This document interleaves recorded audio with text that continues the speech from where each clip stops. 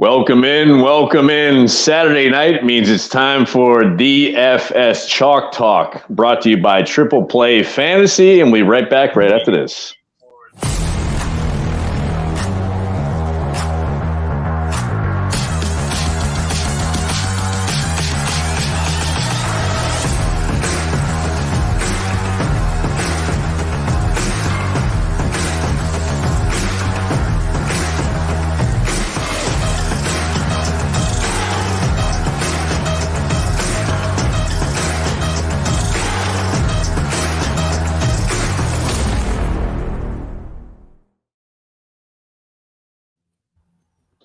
Oh, yes, indeed. As always, it's time to get out of that kitchen and rattle those pots and pans. I am your host, Jeff Mesha. You know I never do this alone. On my right, we got my boy Mike over there in Nebraska. Mike, what's going down? Not much, man. In Nebraska and Wyoming, out of all things, that's kind of a thing that I've been making sure to do around here to let people know where I'm actually from, so I don't get confused as a Nebraskan right away yet. So they know that they got some real redneck shit to deal with here. So doing good, man. Doing good. It's good to be up here. It's good to be.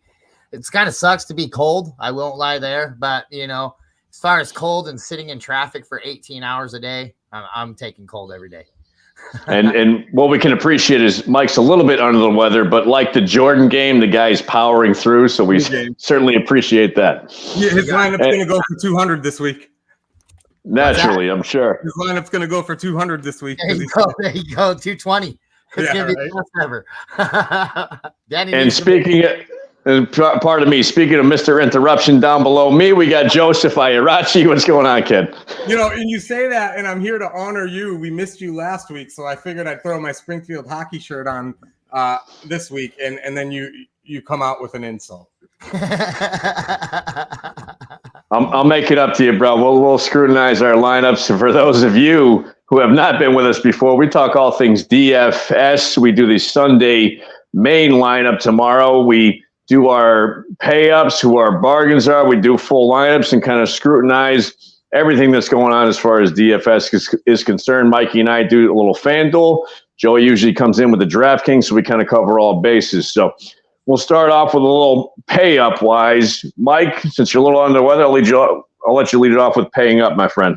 Yeah, I'd like to first lead off and say, I hope you guys are tailing us because we've been giving you some bangers. We've been winning money. Both of ours won last week, I believe the week before and even the week before that. So tail on, man, crab on and join us. I'd love to see your name right next to my name, especially if it's that $1 million. I don't mind splitting $250,000 with either one of you guys down there. So, or anybody out there that's listening. My pay up this week, Alvin Kamara, New Orleans at home against Carolina. Alvin Kamara has been basically the feature of that offense. Michael Thomas is out on IR. Olavi's been looking pretty damn good as of late, but I still think that Kamara has himself a monster game against a weaker defense. That's my pay up for this week. Right on, brother. Right on. And Joseph, I'll stop with the insults long enough to let you say who you're paying up for. Yeah, I absolutely agree with Kamara because I was battling with him. It was hard not to go Kamara, but I did go Christian McCaffrey. I love Kamara probably as much as McCaffrey because he's a little bit cheaper on both sites. But that being said, San Francisco home against Seattle. McCaffrey is now 6 DraftKings games in a row over 20. He's going to get in the end zone. They're going to probably win rather handily again. He's got 1,032 rushing yards and 17 touchdowns, and we're in week 14. Wow. He's a hell of a talent. It's tough to get away from that guy, but when I'm looking at salary, he's 10.5 on FanDuel. What's he on? What's he on DraftKings? 92, and then Kamara's 82, and on FanDuel it's 10.5, and I believe 9,000. So it's a big difference. It is absolutely. And I can't disagree with that. McCaffrey is certainly on fire. It's just it's so tough to fit in any other salary as far as that's concerned when you're taking that much for Christian McCaffrey, but he's certainly been worth it. As far as who I'm paying up for, I got Lamar Jackson at home versus the Rams. He's 8,000 on FanDuel. I saw this stat earlier in the week, or this record. He's 17-1 in the regular season versus the NFC.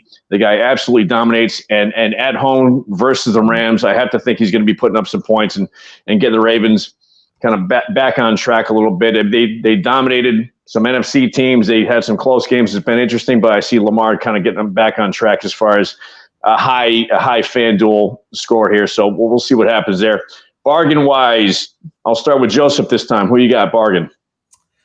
Yeah, a couple of different directions here. I'll start with talking about, and I forgot who I said, and I don't want to step on Mikey's toes now.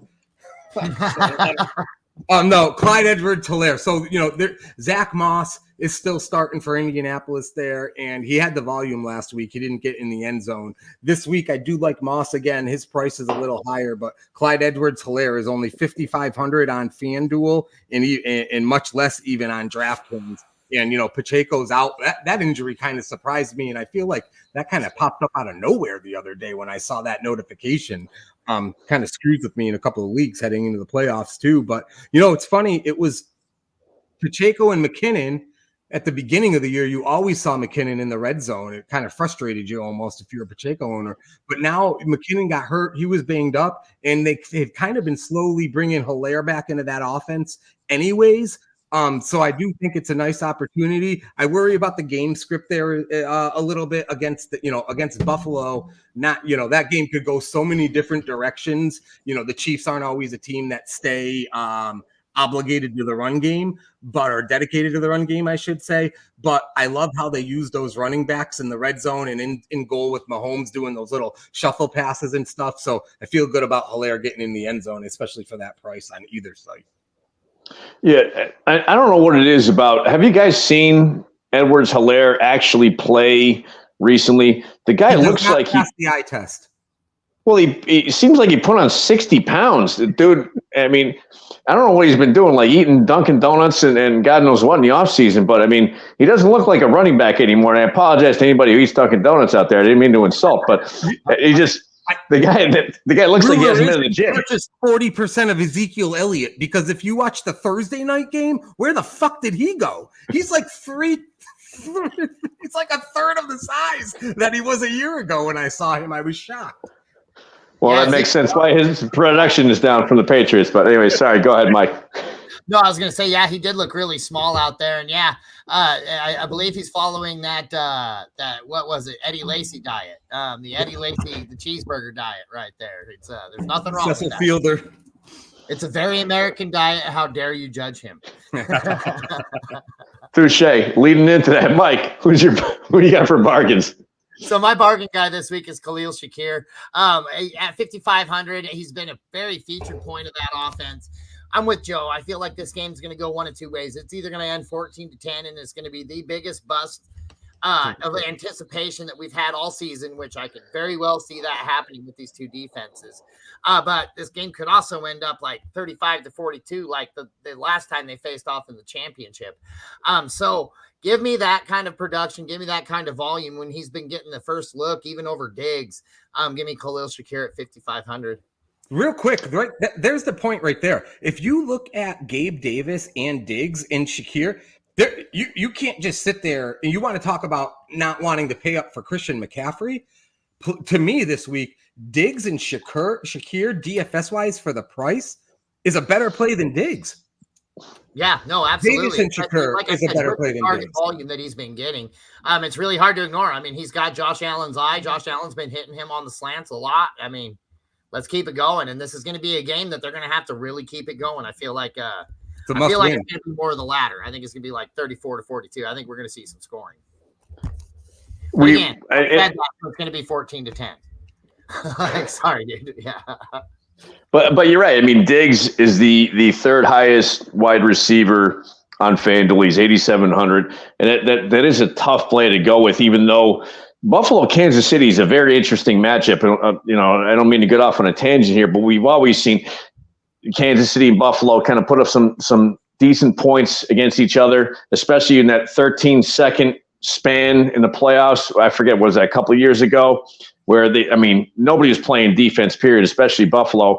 I have to think they want a little payback on that one, but we'll see what happens in that game, I suppose. My last thing on that game is at the beginning of the year, I would have said this game will probably be for the number one seed in the AFC. That would have been my bet. And now you're looking at it like if Buffalo loses, they're probably not going to make the playoffs, which is insane to me to have Josh Allen and not make the playoffs. And if Kansas City loses, you got to really step back. They're going to make the playoffs. But I mean, they lost to the Packers. They lost to Denver. You got to really take a look at Kansas City and say, well, maybe they're just the first round and out this year. So this is a really big game for the AFC. Absolutely. True. The one thing I'd like to just add on to that, and then we'll go ahead and get started. Sorry, Jeff, I keep stepping on your toes. I'm fluid, man. You got to deal with me here. But is the fact that, Bills might even be playing spoiler alert football already. They might already be just out because they lost way too many important matches. But that doesn't change the fact that Kansas City, like that Denver one, may really come back to haunt them. If they lose out, Denver wins out, which could very well happen. Look out. Denver's going to have that 1 seed somehow in the AFC East at the end of the season. And Denver is not as bad as we all thought at the start of the year. So well done going from the first one. I believe they were 1-5 to where they're clawing back now. So well done, Sean Payton and Russell Wilson. So bargain wise, so I'm looking at Elijah Moore, Cleveland at home versus Jacksonville. He's 6,200. The reason I say that is because Amari Cooper looks like he's going to play. He's probably a little bit banged up. Elijah Moore seems kind of the next guy in line. You had Joe Flacco. Joe Flacco, we all know what he is, what he's capable of. He's kind of that I'll give you 200 yards maybe kind of guy. But versus Jacksonville, who gave up last week to our boy Jake Browning, who's at home versus Indy. He's 6,500 last week versus that pitiful Jacksonville defense. Browning was 32 of 37, 354 yards, 1 touchdown, no picks, and 1 rushing touchdown. Made the guy look like an all-star. Can that repeat? I'm not too confident in that. I think it might be a one-off, but I think versus the Jacksonville defense, Joe Flacco might be able to put up some yardage, which is why I think Elijah Moore might be a healthy player, at least for 6,200, worth a shot. I don't know what you guys think about that. You feel better about Elijah Moore when you actually watch them play and watch that offense because they do a lot of things with him. He'll get a couple of rushes. They'll give him screen passes. And with you, like you said, with a banged up Cooper and obviously Flacco, not known for his deep ball, I wouldn't say by any means. And that was 10 years ago. I think Elijah Moore, he's got a lot of volume lately there. And it's a great matchup because that Jacksonville defense right now is, at best. And by the way, I believe that Mikey's Denver Broncos would disagree about Joe Flacco's deep ball, at least in that playoff game from God knows however that they gave up an 80-something yard touchdown or whatever it might have been. I don't remember that one. Oh, Bolden? Was that Bolden? What year was that? 1995? Wasn't that when Joe Flacco was first playing quarterback in the NFL? Something like that. That sounds about right. He was there with like Mark Brunell and all those guys, I'm sure. So, full lineup wise, I'll start with Mike. Go ahead and get into what you got full lineup going on this week. Gotcha, man. Well, I really like Justin Fields at home against Detroit. I think he's been looking really good the past few weeks. I think at a $7,900 price tag, puts him kind of in middle in the pack in that quarterback area. So I'm able to shore up and be able to get my Alvin Kamara later next at the 9,000. We got Javonte Williams coming in at 6,600. This guy keeps on giving you 15 to 20 points every single week. And for a $6,600 price tag, we can't ignore that either. Let's get him going. Told you about how I love Khalil Shakir this week. Drake London at home against Tampa Bay. Tampa Bay's defense has been giving it up in the air. I think that Drake London can get himself. We're looking at a team that might get 200 yards and a touchdown in the air. I think Drake London can get you 67 and that touchdown. There really isn't a whole lot of threats to him in the passing game. Kyle Pitts has been next to non-existent in that team. Jacoby Myers has been this guy that's just been kind of getting stuff done week after week. I really like his production for 6,900. He's no Devontae Adams. Nobody's going to say that, but he is looking really, really good, and he's the obvious number 2 on that team that's playing from behind a lot and passing a lot. We're going to stack it up. We got Cole Kmet at home against Detroit as well. I'm going with that Justin Fields stack at 5,600. I'm loving that price point as well. And then Joe Mixon, man. Joe Mixon looked like the old Joe Mixon last week, and I think that this is against the softer defense in Indianapolis. They're the 21st ranked defense. against the run. So I think that, I mean, with the opportunity and with everything that they have going on there, I don't think we have Joe Burrow Jr. going for another 300-yard game. I think that we go back to earth a little bit in that passing game, and therefore I think we're going to have to lean a little bit harder on that run game. I think we're going to have to use Joe Mixon probably 5 to 10 more carries in this game. And then the Houston Texans at the New York Jets. When you're bored, pick on a Jet. It's pretty fun. It never gets old. Let's pick on the Jets one more time. Let's go. So I'll say this. I certainly cannot disagree with that defense take because I believe Zach Wilson is back starting. I don't think he even wants to start. And it's kind of humorous. And I mean, we'll see what happens there. And Fields, I'll tell you, that Chicago-Detroit game is an interesting one. Fields has been on a tear. I agree with you there. I think that Fields is going to put up some points. I think that might be upset city for Detroit. Being outside, Goff is not an outdoor kind of quarterback, so I think that's a good play. You know what? I will disagree a little bit on the Jacoby Myers thing. I think that's a little bit of recency bias. He had a good week last week, or a decent week last week against Kansas City. He had 17 points on FanDuel, 6 receptions, 79 yards, and a touchdown. Other than that, before that, he had 6.9, 3.1, 12.5, 2.4. The guy's been about as average as possible. So that might be a little bit of recency bias. I don't know. What do you say, Joe? I was looking at Myers and Gabe Davis. You're talking about Jacoby Myers, right? Yeah. Yeah. I was looking at Myers and Gabe Davis, and then it made me look at Devonta Adams, and it's almost like the Buffalo situation, like with the quarterback change there in Vegas. Adams is obviously a better player than Myers. Diggs is a better player than Gabe Davis and Shakur, but the way their offenses are running right now, I'm not sure it's worth the pay up. And I know this isn't about Adams or Myers, but I like Myers for DFS. I like Myers for the price versus Adams. Myers getting a ton of targets. This O'Connell's gravitating to him. So is Myers going to explode for 202 touchdowns? No, but this guy's been in this niche of like 50 to 80 yards and a touchdown a lot of weeks.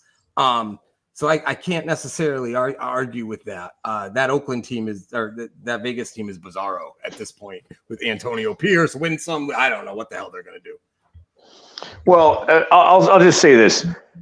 For less money, you have Adam Thielen, Jordan Addison, Zay Flowers, and you do have Drake London, all for less money. I think those to me might be safer plays, for lack of a better term. But Mikey made a point on Drake London, I think, this week when we were just kind of bantering back in between. And the more I looked at that Atlanta-Tampa matchup, London, I do certainly think has a shot to have a good game. When you look at Flowers' points last week, they were big, but that was actually off of a rushing touchdown, not a receiving touchdown. So I'm still not really, I don't know. I don't know what he is fantasy-wise yet, even though I know he's very good for their offense as far as winning games goes. Right on. So full lineup, Joe, who you got? All right, we are on. It's funny too, like the FanDuel DraftKings difference, you got like, for whatever reason, in the prices scale, but I always feel like you end up with not a better lineup on FanDuel, but the names you can fit in, I feel like more names on FanDuel, where at DraftKings, by like that third wide receiver spot, you're like limping at like the 3,500 guys to try to get somebody in. But that being said, I'm rolling. I'm not one to do this, but I'm rolling the dice on Jake Browning again at 5,200 on DraftKings. And mostly because of the matchup, they're playing Indianapolis. And Indianapolis, I feel like Indianapolis and Minnesota, they can't have a crazy game if they tried. It doesn't matter who Indy's playing. They play a low-scoring team. It's a high-scoring game. They play a high-scoring team. It's a low-scoring game. So I expect another I'm hoping for a similar game to what we saw with Cincy and Jacksonville. And I love Joe Mixon too. Mikey and I are on the same page quite a bit this week. I know we want to disagree a little bit if we can, but it's funny as he was reading his lineup to me because I'm playing Shakur on FanDuel. I'm playing Kamara on FanDuel. And I'm playing Joe Mixon on both sites because even if Browning doesn't repeat his game from last week, home against Indianapolis is a great matchup for Mixon. He went for 29 DraftKings last week. He went for 21 a couple weeks ago against Baltimore. He's on a hot streak, and I expect Mixon to hit the end zone again for sure. And I think 6,100 on DraftKings actually is almost kind of like a bargain for him because I absolutely expect number one running back production from him. And I'm going Jamar Chase too. And it scares me to go that heavy on Cincinnati this week. It does because of Browning. But again, Chase is only 7,600. So he's below Diggs, Allen, Jefferson, St. Brown, and Mike Evans. And I feel like Chase is one more good week away from being back up to the 8,000s in DraftKings and the 9,000s potentially on FanDuel. So I'm going to take advantage of him at 7,600. I mean, 11 catches on 12 targets last week. So we know he's going to at least get the opportunities. And when doesn't Jamar Chase take advantage of opportunities? I'm going back to that game script with Buffalo and Kansas City. Rashee Rice, 5,400 for Kansas City. I'm taking him. 14 DraftKings points last week, 27 the week prior. He's clearly become the number one wide receiver option, number two option overall with Kelsey. No Pacheco is a real game changer for their offense. And I think it's kind of okay for them this week because of the way I think that game's going to go. I think they're going to be in more passing situations anyways. But if that's a long-term injury for them, I think that breaks their season. They're already struggling in their passing game. I don't think they can lose him long-term. My real cheap play on DraftKings this week is Jameson Williams for Detroit, 3,500. He has finally started to wake up and play a real role in that offense. He's got 3 games in a row with a touchdown or at least 50 plus yards receiving. And Dan Campbell and offensive coordinator Ben Johnson indicated that Williams could see increased usage more going forward. His reps are going up. He continues to go out there, and the ball is just going to keep gravitating to him a little bit more than it already has. At Chicago, that could potentially be a high-scoring game, although I would say look out for the weather there potentially. And Williams is kind of up and coming in that offense. Detroit's another team. We talked about Buffalo. If Detroit were to lose this game, and I absolutely agree with you, Jeff, I think this is a losable game for them. You can put them out as like one and done in the playoffs as far as I'm concerned. They need to prove themselves. Tight end, Gerald Everett, Chargers, 3,400, home against Denver. Chargers won 6-0 last week against New England. Everett went 4 for 44. He went 4 for 43 with a touchdown the week prior. So he is the focal point in that offense. They've also talked about giving Eckler less touches in the other running backs, more touches for the Chargers this week. So it sounds like Staley is just really ready to get himself fired there in LA. I am going back to the Zach Mosswell 5,900 as my flex. He only went for 7-7 last week with Jonathan Taylor out on DraftKings, but it was 19 carries for 51 yards and another 2 receptions on 3 targets. So they tried getting him the ball 22 times. At Cincy, again, I think there's going to be a lot of points coming from all over in that game. I like Zach Moss to rebound. And then my defense, I don't really get sometimes how these defenses are ranked. The 49er defense is 3,700 home against Seattle. They embarrassed Seattle at Seattle without being full strength a couple of weeks ago. Yet the Tampa Bay Buccaneer defense is 3,800 on DraftKings. How the hell are the Bucs defense more than, and they're at Atlanta, which, it's not a bad matchup, but it's not a great matchup. So I'm going to absolutely take advantage of that 49er defense, 3,700 home against Seattle. What do you guys think? Hit me. So I'll say this. I don't mind everything except, the Jameson Williams pick. I said it a little bit earlier. Jared Goff is not really an outdoor quarterback to me. I don't see that being high scoring. I can see a 24-17 win for the Bears with 2 Justin Fields rushing touchdowns. So I'm not too sure how well things are going to go for Jared Goff in Chicago.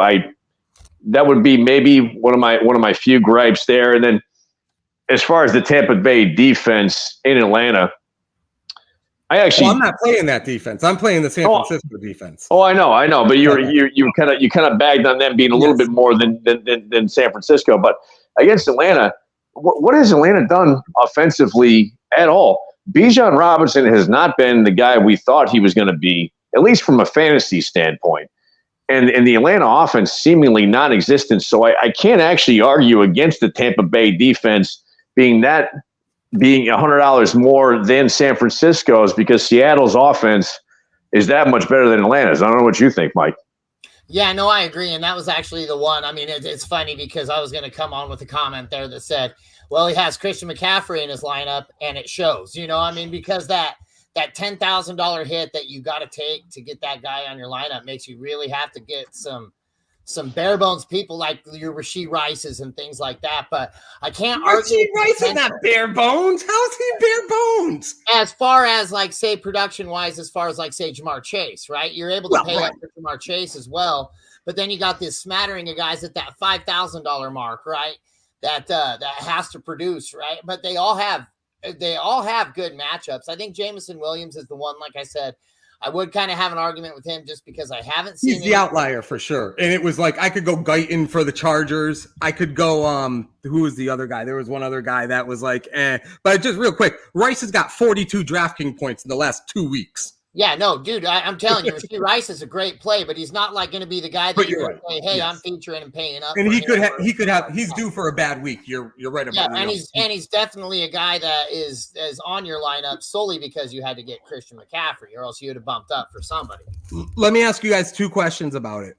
How do you feel about the Bengals offense in general this week, coming off of that game last week and now having the Colts at home? And then my last question would be, and it stays at the same game. Do you see, Zach Moss had the 21 touches last week, didn't get in the end zone. So obviously he didn't score like he did earlier in the year without Jonathan Taylor. Do you see him rebounding? So I'll start with this saying, I don't mind you being Cincinnati heavy. I don't mind that.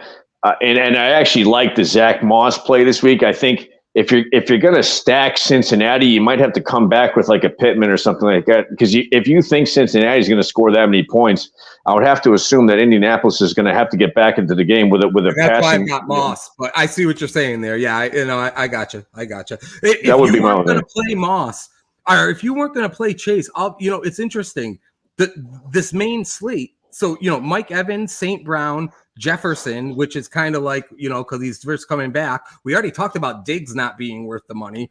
And then Keenan Allen, who certainly is worth the money. He's not coming off a very good week last week. Do you pay, is Keenan Allen worth $1,000 more than Chase? Because he's $1,000 more expensive on DraftKings. No, but I'll say this, at least on FanDuel, you got Jamar Chase sitting there at 7,900, right below him. Nico Collins at 7,800. I get it. The Jets' pass defense is actually pretty good. So maybe not that's not necessarily the best play, but then you got DJ Moore at 7,700 at home versus Detroit, and he seems to be the main guy, the main target for Justin Fields. So I don't mind that one over Jamar Chase. What do you think, Mike? Yeah, I agree with that. I think that's a better play. I think Michael Pittman Jr. is also a better play this week. It's not that they're better than Jamar Chase. It's just, man, I just don't have any faith that quarterback can repeat that kind of a performance like he had last week. I think that team gets kind of, like I said, I think it's going to have to be run heavy because I think he's going to have a couple more weeks of tape on him. He's going to have a lot more looks. He's going to have a bigger hill to climb this week than he did last week. And looking at Pittman, and Pittman's 300 less than Chase on DraftKings. That's a good argument there. I mean, Pittman's got 54 DraftKings points the last 2 weeks. Yeah. So Pittman is $100 more on FanDuel. He's 8,000 versus Jamar Chase 7,900. What I'll say, 300 less on DraftKings. That's interesting. Yeah. I'll say this: Brandon Ayuk 7,700, and I hate to keep it. I apologize for making this segment long here, but 7,700. Shame on us for not having more 49ers in our lineups because, I mean, Ayuk 7,700, 200 below Jamar Chase. The 49ers offense is like a downhill freight train. I get it. McCaffrey's doing well, but that entire team, whether it be Debo or Ayuk or Kittle, I mean, Purdy, they're all on fire. Shame on us for not having more of those guys in there. And real quick, it's funny because my FanDuel lineup is Purdy, McCaffrey, and Debo. What kills me, though, on FanDuel, though, and I don't know, maybe it's because I get the rushing thing in my head. I know Ayuk started really hot. But to me, right now, it's crazy that Ayuk's more expensive than Samuel. I don't understand. I agree, you got to get the 49er in, but I would have a hard time making an argument to play Ayuk over Samuel at a more expensive price right now. He's $200 more than Samuel, and we always say don't get in that trap of the pitfall of what the guy did the week before. Debo had 3 touchdowns last week. Nobody denies he's a great player, but to repeat that is tough. And I think Ayuk is there certainly a good target who's going to get some points. So who knows? I guess you got to have the 49ers in probably more than we do. Period. So having said that, I'll get just and last thing the last 5. Well, no, 1, 2, 3, 4, 5, 6, 7, 8. His last 8 games, he has a 13 and a 24, 12s, and then all single digits. So he's only got 1 legit game in his last 8. Okay, so I'll give you that as far as Debo is concerned because he's certainly been more consistent. So even saying that, Debo's 400 less than Chase. So put Debo in. Right. I mean, period. I can't argue with that. So full lineup for me. I'm going off the momentum from last week as well. Jake Browning, he's only 6,500 versus Indianapolis at home.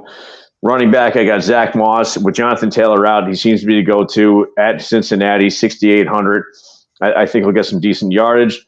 I had Pacheco in there, had to play an audible there, so I put in Jahmyr Gibbs at Chicago, 6,900. I don't know how confident I am about that, and I'll let you guys talk about that one, but he's who I replaced Pacheco with. Pacheco was on a roll, and I thought that guy was good to go. But in any case, wide receiver, I'm sticking with Detroit. Amon-Ra St. Brown. That guy is the guy. He's at Chicago, 8,200. I know it's a little bit expensive, but he's absolutely the guy for Jared Goff as far as targets are concerned. Then again, on that same game, DJ Moore, 7,700 at home versus Detroit. I already mentioned Elijah Moore at home versus Jacksonville, 6,200. Tight end, Dalton Kincaid. You can't deny this kid. He's at Kansas City. He seems to be almost the main target for Josh Allen now, 5,800. Flex, I know I mentioned earlier, Bijan Robinson hasn't done a ton, so I'm still thinking this. I'm still holding hope this guy's going to have this breakout week where he's going to have 40 points. So he's at home versus Tampa Bay, 7,100. And then defense, I got Baltimore versus the Rams, 4,500. I mentioned what Baltimore has done against the NFC teams. Have that as far as disagreements there, boys. Joe, what do you got here? What do you think? He thinks he's muted. Probably better off anyways, right? I think it's a good lineup. Obviously his Jamison Williams, as far as my lineup went on DraftKings, is Elijah Moore here. That's the difference too between FanDuel and DraftKings. You can have Elijah Moore as your cheapest guy, which he's going to get 5 to 10 targets for sure. And it's hard to find that at that lower price on DraftKings. So I do like that. You made a comment, and I'll challenge the comment more than the actual play. You said you're playing Gibbs for 6,900, but you don't know how good you feel about it. And I agree with that because Gibbs on FanDuel went for 5.9 and 9.3 his last 2 weeks. David Montgomery, obviously, it's a phenomenal situation as a Detroit Lion team or fan. It muddies the water fantasy-wise. I guess my question would be this. 6,900 is not a cheap price, so you got a lot of options there. And I know you're playing Zach Moss, and he was 6,800. But, whether it's Javonte Williams, let's say, or you got Cook out there at 66. You mentioned Bijan. He's only 200 more than Gibbs. Mixon's only 300 more than Gibbs. Why not just make the two? You don't like any of those? You like Gibbs more than those guys? And it's not that I don't. And here's a trap that I fall into, and I'm sure a lot of people who play DFS fall into, is you don't want to leave salary on the table. That's probably a downfall for me this week, is that I didn't really want to leave much salary on the table. That's why I went with Gibbs. That's probably to my downfall as far as that's concerned. I'm sure a lot of people do the same thing. They don't want to leave salary on the table, even though it might be a better play. So don't fall into that trap. You might be right about that one, Joe. Yeah, it'd be really interesting to see if scoring like big lineups, and even my own, like you go back and win. Like I'd be curious to know what I do leave out there. I try to never leave more than 500. I feel like sometimes you get stuck leaving 2, 3, 4. And you're right, it doesn't feel good. See, and it's funny because I rarely do I even check that. I'm going to go with the lineup that I feel fits best. And I guess the way I check it is when I'm fitting my flex in right there, right?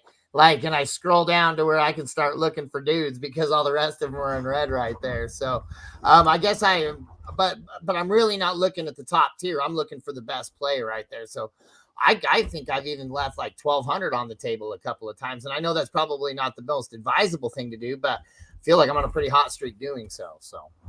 No, but that's a great point there, Mike, is a lot of people, again, fall into what I do a lot, that they don't want to leave much on the table. So going against instinct, they take people so they don't leave that much on the table, where they should take your approach or Joe's approach and maybe leave a little bit for maybe a better matchup.